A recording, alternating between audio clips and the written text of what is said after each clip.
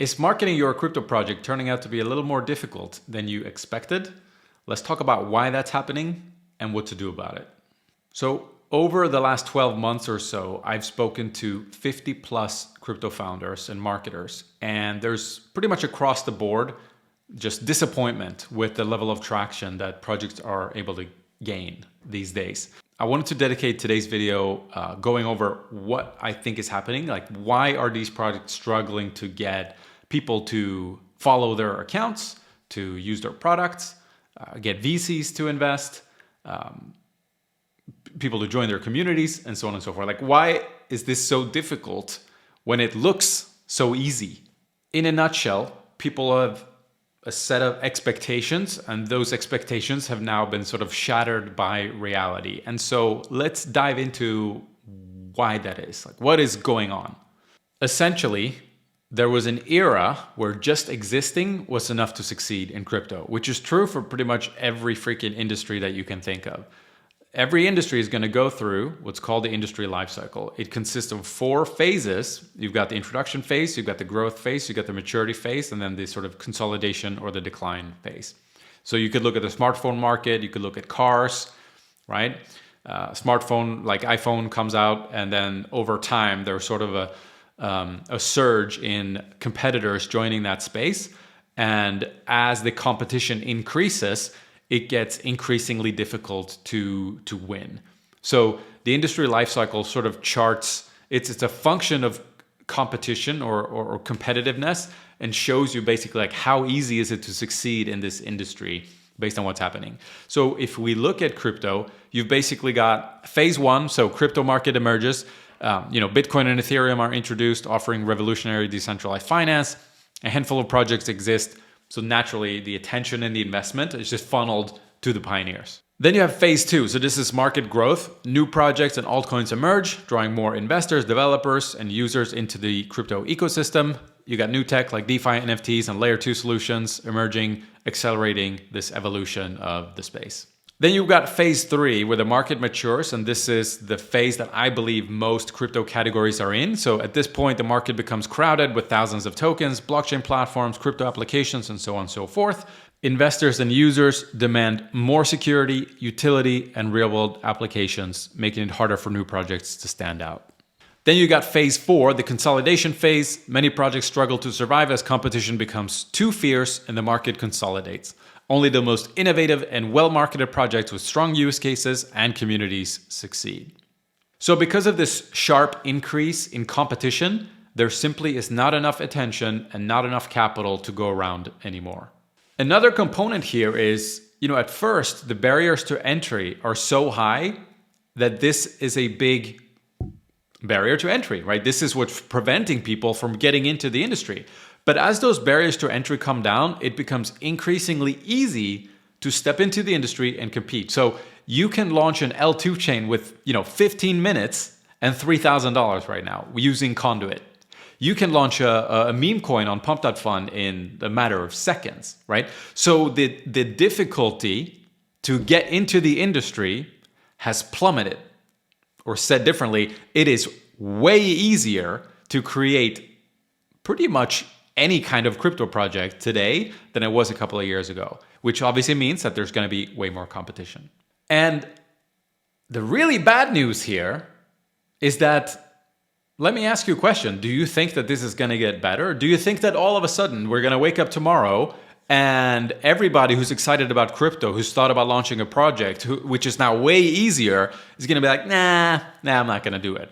Or do you think that competition is already at an all-time high and about to get much worse? Well, that is the bad news. It's going to get worse. It doesn't get better. People are seeing the opportunities in crypto. People are seeing the problems that crypto can or already solves. And this basically means that you need to do something. You need to do something more than just having a good or even a great product.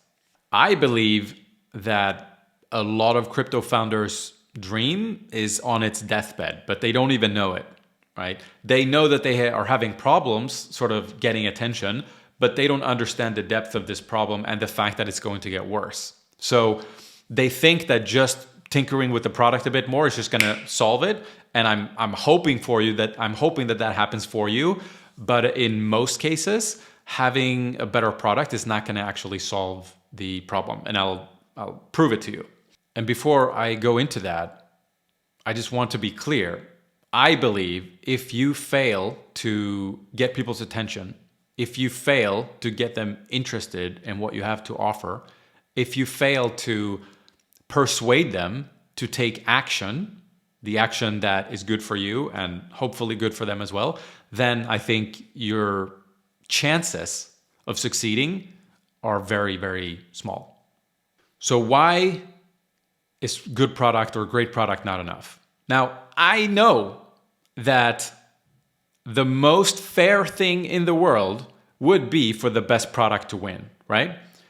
That being said, if you look at the evidence that is all around you, I do not believe this to be the case. And I actually see a lot of people still on Twitter not fully understand this. There is just constant obsession about making the best product. And it's a very noble pursuit.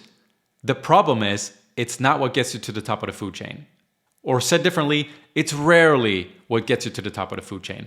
I can think of some industries where the top dog is there because they have the best product, such as Tesla.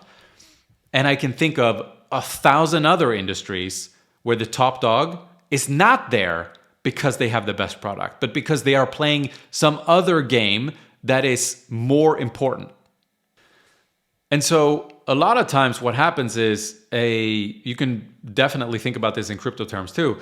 A product comes out in an industry, and as product iterations are created of that original product, they are sort of getting marginally better as opposed to substantially better. So in the beginning, when Bitcoin came out, people had a problem with the amount of transactions per second, right? And this was sort of a big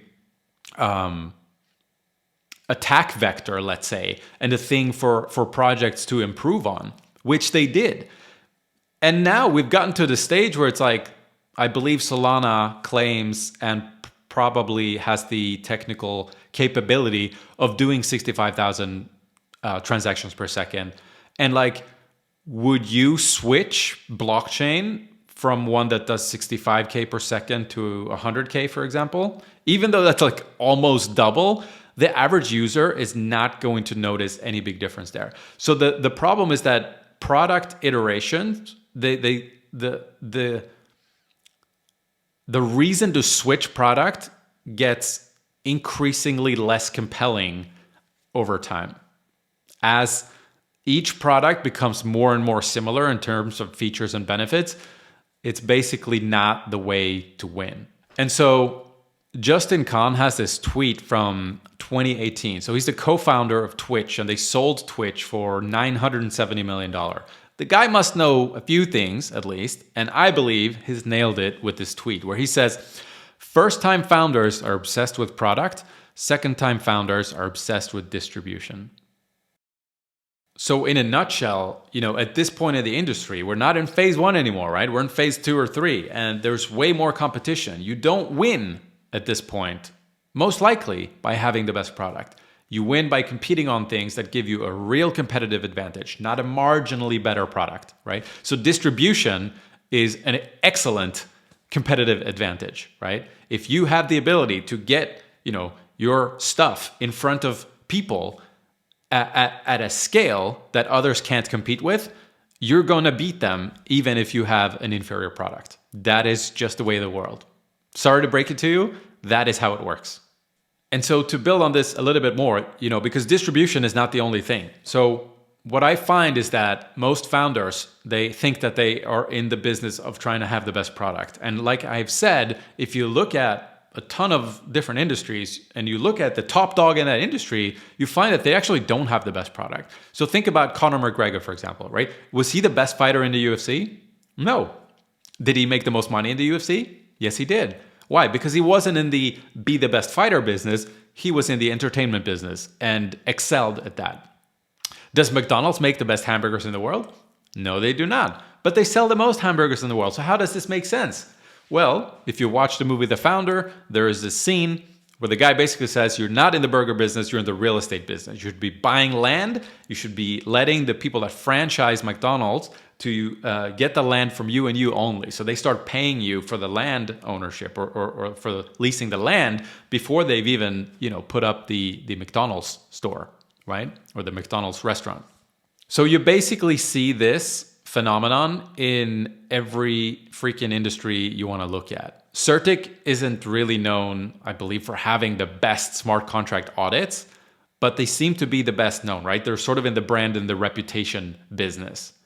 Bored Ape Yacht Club, although subjective, I think very few people, even during the run, which I believe was 2021, I believe even during that run, that nobody would really point to Bored Ape Yacht Club and said, like, this is the best art in the industry, or when NFTs were exploding. However, they crushed the social proof game. So the point being, the game that the winners are playing is not to be in the best product business. They're playing another game, and that game is different for every industry. But with very high confidence, I can say that it's my belief that the game to play in crypto is actually the marketing and persuasion game. It's about getting people to find out about you so that they know that you exist. It's about piquing their curiosity and getting them interested in what you have to offer, which is really rooted in understanding human beings and knowing what they want. And then it's about doing that across different compartments, right? It's about getting users, community members, followers, token holders, VCs, launchpads, and so on and so forth. So you're dealing with multiple different audiences. On top of this, you need to be able to build a brand and understand what actually makes a strong community, driving user growth, and so on and so forth. So in other words, I believe it's superior marketing that's going to get you what you want, not a marginally better product. And so all these things that we've talked about, persuading people, getting in front of them, building brand, et cetera, these are marketing and persuasion skills. And the good news, finally, after talking about how difficult everything is and the fact that it's going to get worse, is that you can actually learn some of these things. And so I would like to finally introduce my book, The Art of Number Go Up. And in this book, I have distilled my 12 years now of marketing experience and the last 3+ years full-time in crypto.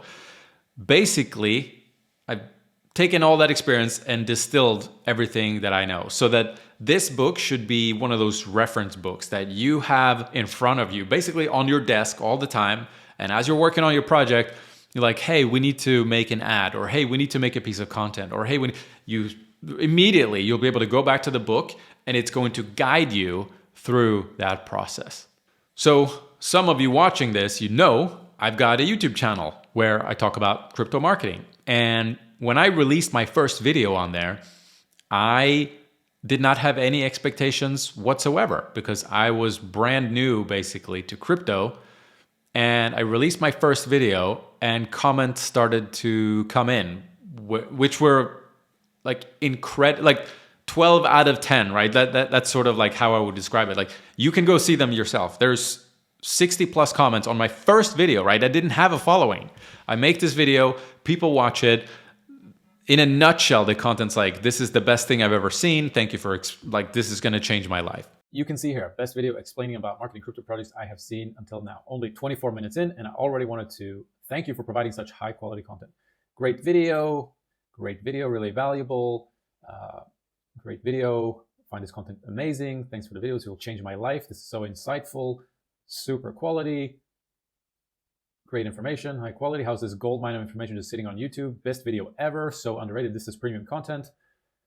Well explained. You earned a new subscriber. Gold mine of wisdom. Pure gold content. Great video. Very insightful. Simply amazing. Awesome content. This was really helpful. And I'm not bragging. Like, you can go read the comments yourself. And so it was pretty clear to me that there was a gap in the sort of crypto marketing space. Like, nobody was really getting to the root of why things work. They would say things like, hey, you got to use NFTs in your marketing. It's like, okay, why do NFTs work and how do I use them? They didn't get to the root of things. And so that's what I've done in my videos, which has led to all of these, 50 plus founders that I've spoken to over the last 12 months reaching out to me because they find my content, they find it valuable, and I've had a lot of people asking me to write a book. And so here's we are. So here we are. The Art of Number Go Up is available. And let me dive in and kind of explain a little bit more about what is actually in the book. On page 67, I will share how to build a marketing foundation of your project so that once people actually find out about it, they're going to want to know more. On page 59, I will share why meme coins work so that you can inject this one ingredient that they all have into your project. On page 142, I will share why the best product rarely wins and what to focus on instead, which you kind of already know about by now. On page 18, I will share what really drives human behavior so that you can persuade people to care about your crypto project. On page 73, I will share the value equation so that you know exactly what components go into your crypto project that you can improve to make your marketing and your project more appealing. On page 36, I will share the process of persuading people so that you can get them to pay attention to you and convert them into users, participants, token holders, whatever it is that you need. On page 39, I will share the importance of appealing both to logic and to emotion so that you can convert all these people that we're going to attract. On page 19, I will share the hierarchy of what influences human behavior so that you can use the most powerful tools that you have available to reach whatever objective it is that you have. And then on page 69, I will share the importance of knowing your audience better than they know themselves and how to get to know them so you can appeal to them even better. On page 98, I will share what a community really is. And almost everyone gets this wrong in crypto. So you can build the strongest community this space has ever seen.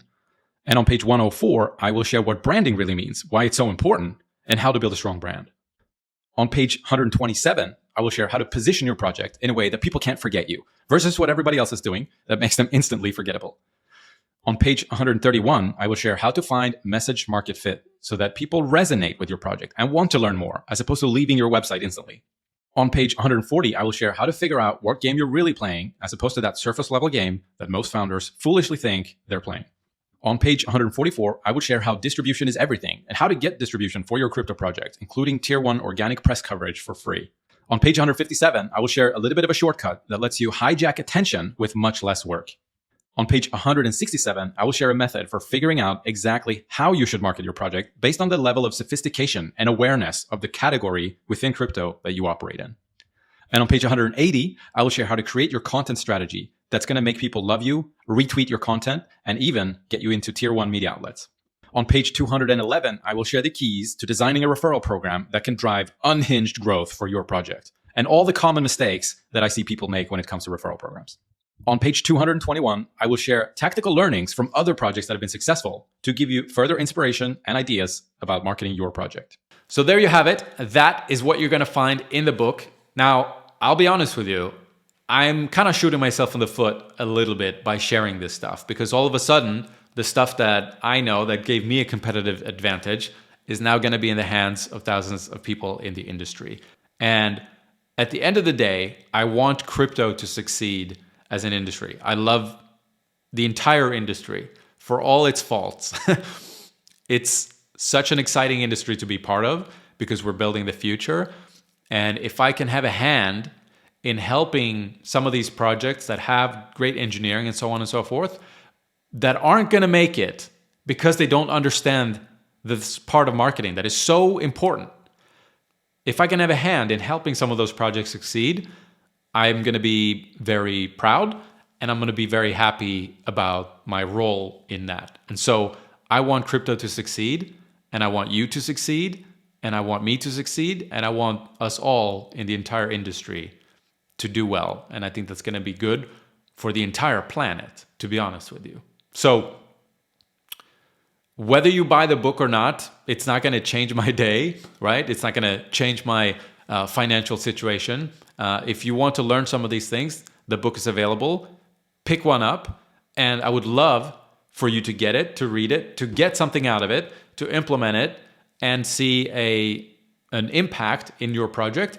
And then I would love to hear about it. So hopefully one day you'll hit me up and say, hey, read the book, did XYZ, it was great, and so on and so forth. So that is it. The Art of Number Go Up is available for purchase at the moment. Thank you for watching the video. Have an awesome day. And I'm looking forward to that message from you at some point in the future. Ciao.